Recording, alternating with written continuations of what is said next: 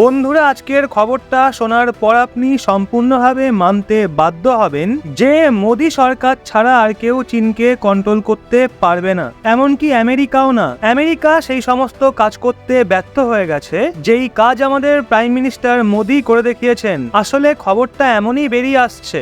এই ভিডিওতে আমরা ভিন্ন ভিন্ন খবরকে নিয়ে ডিসকাস করব, সেই জন্য ভিডিওর শেষ অবধি অবশ্যই থাকবেন। সবার প্রথমে রাশিয়া এবং ভারতের খবর নিয়ে কথা বলা যাক। 7 এবং 8ই জুলাই প্রধানমন্ত্রী মোদী রাশিয়া যাত্রায় যাচ্ছেন, কিন্তু এই ঘটনার 72 ঘন্টা আগেই রাশিয়া ভারতকে একটা অনেক বড় গুড নিউজ দিয়েছে।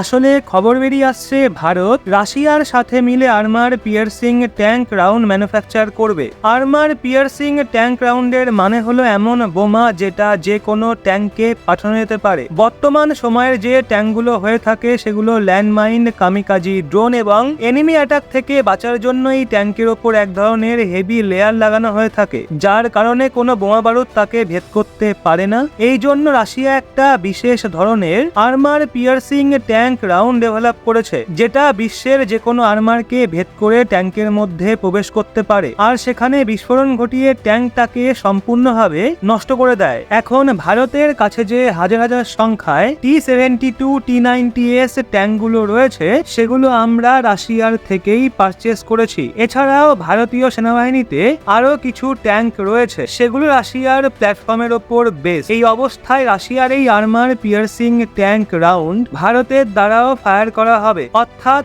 ভারতের ব্যবহার করতে পারে। খুশির কথা হলো রাশিয়াও এই আর্মার পিয়ার্সিং ট্যাঙ্ক রাউন্ড ভারতের সাথে মিলে মেড ইন ইন্ডিয়াতে অর্থাৎ ভারতে ম্যানুফ্যাকচার করতে একদম প্রস্তুত। এর অ্যানাউন্সমেন্ট রাশিয়ার স্টেট ওন্ড কোম্পানি নিজেই করেছে, যেই ট্যাঙ্কে এখন রাশিয়াতে ম্যানুফ্যাকচার করা হচ্ছে। এছাড়াও ভারতের জন্য গুড নিউজ এটা যে রাশিয়ান কোম্পানি জয়েন্ট ভেঞ্চারের মাধ্যমে একে ভারতেই ম্যানুফ্যাকচার করবে, আর অন্যদিকে ভারতের বিভিন্ন লোক চাকরিও পাবে। রাশিয়া আর ইউক্রেনের সঙ্গে যুদ্ধতে এই ট্যাঙ্কের ভারী কমতি লক্ষ্য করা গেছিল। এই অবস্থায় এটাও পসিবল রয়েছে যে এই armour piercing tank round Bharat থেকে এক্সপোর্ট করে রাশিয়াতেও পাঠানো যেতে পারে। খবর এটাও আসছে যে এই ডিলের সমস্ত প্রোটোকল AK-203 রাইফেল ডিলের মতোই ফলো করা হবে, যেটা আজকের সময় উত্তর প্রদেশের অ্যামিটি ডিস্ট্রিক্টে ম্যানুফ্যাকচার করা হচ্ছে। এছাড়াও পসিবল এটাও রয়েছে যে প্রধানমন্ত্রী মোদী রাশিয়াতে ভ্লাদিমির পুতিনের সঙ্গে মিটিং করার সময় একে নিয়ে একটা ডিলও সাইন করতে পারেন। এমনটা নয় যে ভারত এই ধরনের আর্মার পিয়ার্সিং ট্যাঙ্ক রাউন্ড প্রথমবার ব্যবহার করেছে। DRDO একই কনসেপ্টের ওপর armour piercing tank round develop করেছে, যার নাম free stabilize armour piercing discarding সেভ রাউন্ড। এগুলোর ডিটেলস স্পেসিফিকেশন পাবলিক ডোমেনে অনেক সময় বলাও হয় না। মেবি DRDO এবং রাশিয়ান কোম্পানির মধ্যে আর্মার পিয়ার্সিং রাউন্ডের স্পেসিফিকেশনে হয়তো কিছুটা ভিন্নতা রয়েছে। এছাড়াও মেড ইন ইন্ডিয়ার জন্য ভারতেই ম্যানুফ্যাকচার করছে। তো এবার কথা বলা যাক চীন এবং ভারতের বিষয়ে। আপনি অনেক সময় শুনে থাকেন যে চীন ভারত সংযুক্ত LACর কাছে একটা নতুন গ্রাম বানাচ্ছে। এই LACর কাছে চীন কিছু নতুন বিল্ডিং দাঁড় করাচ্ছে আর তার আশেপাশের লোকদেরকে সেখানে ফ্রিতে থাকতে দিচ্ছে এবং আরো বিভিন্ন ফ্যাসিলিটিস অফার করছে যাতে তারা বর্ডারের কাছে থাকে।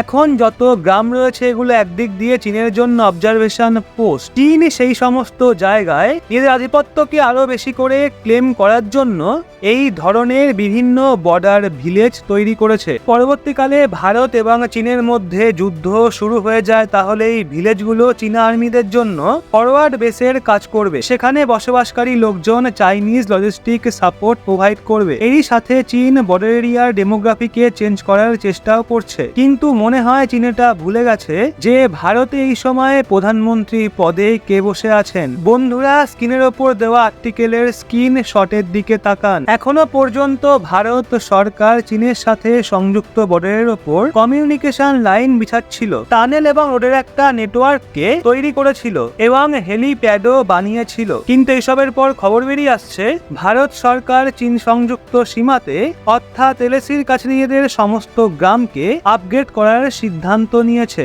LACর কাছাকাছি সংযুক্ত গ্রামগুলোতে ভাইব্রেন্ট ভিলেজেস প্রোগ্রাম স্টার্ট করা হয়েছে, যার জন্য ভারত সরকার 4,800 কোটি টাকার বাজেট নির্ধারিত করেছে। চীনের সাথে আমাদের 5টা স্টেটের বাউন্ডারি রয়েছে, সেগুলো হলো জম্মু কাশ্মীর, হিমাচল প্রদেশ, উত্তরাখণ্ড, সিকিম এবং অরুণাচল প্রদেশ।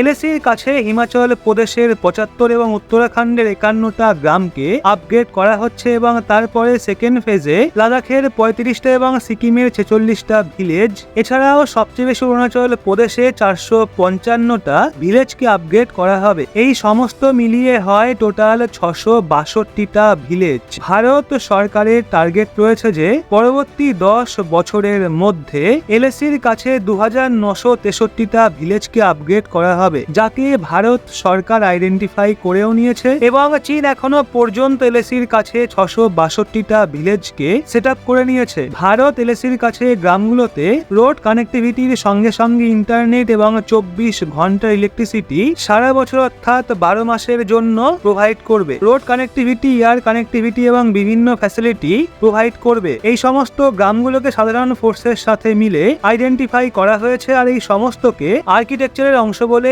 মনে করা হচ্ছে।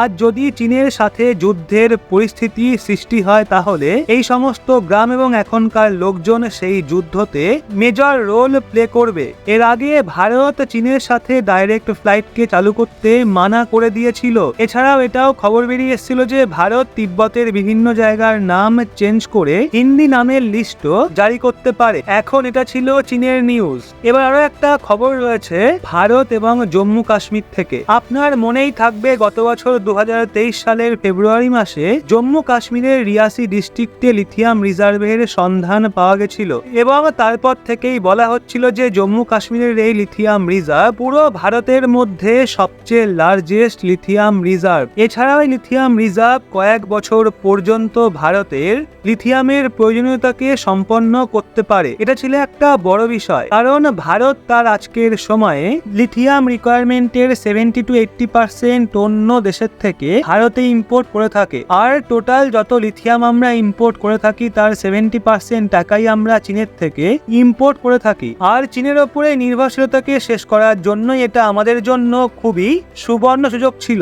ভারত সরকারের সঙ্গে সঙ্গে বিভিন্ন এক্সপার্টরাও এই বিষয়টা নিয়ে যথেষ্ট খুশি ছিলেন, কিন্তু এখন এই লিথিয়াম রিজার্ভকে নিয়ে একটা যথেষ্ট হতাশাজনক খবর বেরিয়ে আসছে। আসলে লিথিয়াম রিজার্ভের ডিসকভারির পর ভারত সরকার গত বছর অর্থাৎ 2023 সালের নভেম্বর মাসে লিথিয়াম মাইনিং এর অকশন করেছিল, অর্থাৎ প্রাইভেট কোম্পানিগুলোকে একটা প্রসেসে অংশ নেওয়ার জন্য ইনভাইট করা হয়েছিল, কিন্তু প্রথম ফেজে কোনো প্রাইভেট কোম্পানি অংশগ্রহণ করেনি, যার জন্য ভালো রেসপন্স না পাওয়ার কারণে সেই অকশনকে ভারত সরকার ক্যান্সেল করে দিয়েছিল। আর তারপরে ভারত সরকার এই বছর অর্থাৎ 2024 সালে আরো একবার চেষ্টা করেছিল জম্মু কাশ্মীরের রিয়াসি জেলাতে ডিসকভার করা সমস্ত লিথিয়াম রিজার্ভকে মার্চ মাসে পুনরায় অকশনের ওপর রেখেছিলেন। মার্চ মাসে Indian government second phase start করেছিল আর ডেডলাইন রেখেছিল 14ই মে পর্যন্ত, কিন্তু এখন খবর বেরিয়ে আসছে এই সেকেন্ড ফেজেতেও ভারত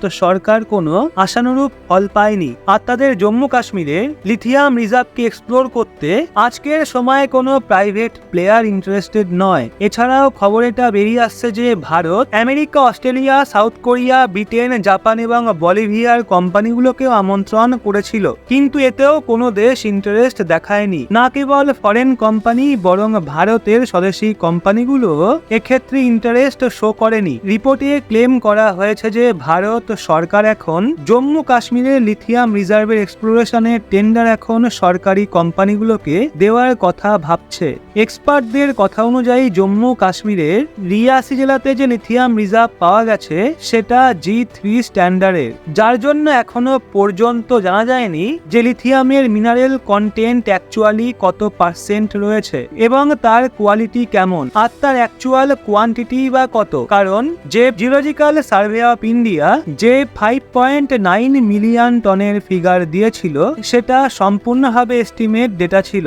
এছাড়াও এটা ভালোভাবে ক্লিয়ার করা হয়নি যে লিথিয়াম রিজার্ভকে স্টার্ট করার জন্য কত সময় পর্যন্ত এক্সপ্লোরেশন চালাতে হবে, এছাড়াও তার রেঞ্জ কত হবে। এই জন্য একে G3 ক্যাটাগরির মধ্যে রাখা হয়েছে। অন্যদিকে যে ভালো লিথিয়াম রিজার্ভ গুলো হয়ে থাকে সেগুলো ইন্টারন্যাশনাল স্ট্যান্ডার্ড অ্যাকর্ডিং G1 ক্যাটাগরির মধ্যে আসে। মেবি এই কারণের জন্যই কোম্পানিগুলো ভয় পাচ্ছে। তো বন্ধুরা, ভিডিওর মাঝে একটা কথা বলে দিই, আমাদের এই চ্যানেলের ওপর রয়েছে কমিউনিটি গাইডলাইন স্ট্রাইক, যার যারা আমাদের কাজকে ভালোবাসেন তারা অবশ্যই তাড়াতাড়ি কমেন্ট বক্সে দেওয়া লিঙ্ক থেকে আমাদের নতুন চ্যানেলে জয়েন করে যান, কেননা 90 দিনের মধ্যে আর একটা স্ট্রাইক পড়লেই আমাদের পথ চলা এখানেই শেষ। তাই এই পরিবারকে বাঁচাতে চলে আসুন আমাদের নতুন চ্যানেলে। তো রিসেন্টলি জম্মু কাশ্মীরের রিয়াসি জেলাতেই টুরিস্ট বাসের ওপর হামলাও করা হয়েছিল। এছাড়াও রিয়াসি জেলার বর্ডার রাজৌরি ডিস্ট্রিক্টের কাছাকাছি সংযুক্ত রয়েছে। আর আপনার তো জানাই রয়েছে গত কিছু বছর ধরে রাজৌরি এবং পুঞ্চ সেক্টরে ক্রমাগত জঙ্গি হামলা হচ্ছে। মেবি এই জঙ্গিবাদ দ্বিতীয় কারণ। হয়তো এই কারণেই কোনো কোম্পানি জম্মু কাশ্মীরে বড় বিনিয়োগ করতে ভয় পাচ্ছে। তো এই কারণগুলো ছাড়া অন্য কোনো কারণ দেখতে পাওয়া যাচ্ছে না। আশা করি আজকের এই ভিডিওটা আপনার পছন্দ হয়েছে। যদি আমাদের নতুন চ্যানেলে এখনো না এসে থাকেন তাহলে অবশ্যই তাড়াতাড়ি চলে আসুন কমেন্ট বক্সে দেওয়া লিঙ্ক থেকে। আর আজকের ভিডিও আপনার ভালো লাগলে অবশ্যই একটা লাইক করে চ্যানেলটা সাবস্ক্রাইব করে আমাদের সঙ্গে থাকুন।